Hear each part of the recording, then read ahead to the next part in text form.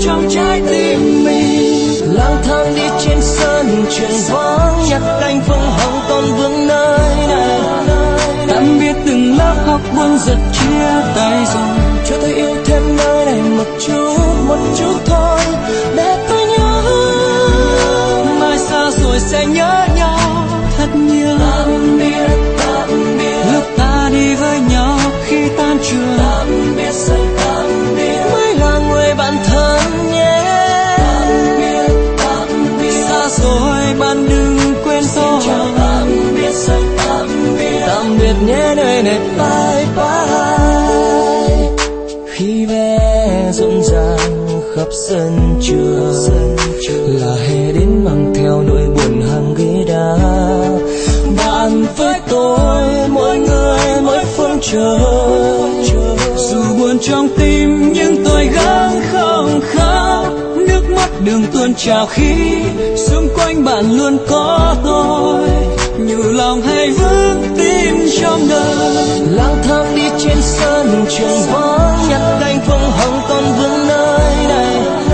Tạm biệt từng lớp học buồn giật chia tay rồi, cho tôi yêu thêm nơi này một chút thôi, để tôi nhớ. mai xa rồi sẽ nhớ nhau thật nhiều. Tạm biệt, lúc ta đi với nhau khi tan trường. tạm biệt, mới là người bạn thân nhé. Tạm biệt, Xa rồi bạn đừng quên tôi. tạm biệt nhé nơi này, bye bye. Qua đi như giấc mơ thời học sinh dấu yêu, để tôi ngu ngơ vẫn thương nhớ. Tìm lại một hình bóng ngày nào vẫn trông vẫn ngóng giờ đâu.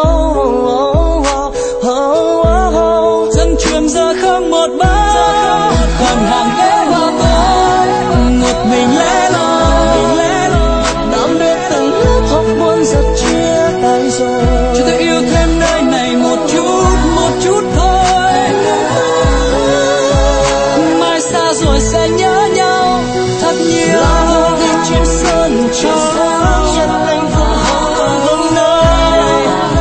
Tạm biệt từng lớp học buồn giật chia tay rồi, cho tôi yêu thêm nơi này một chút thôi, để tôi nhớ.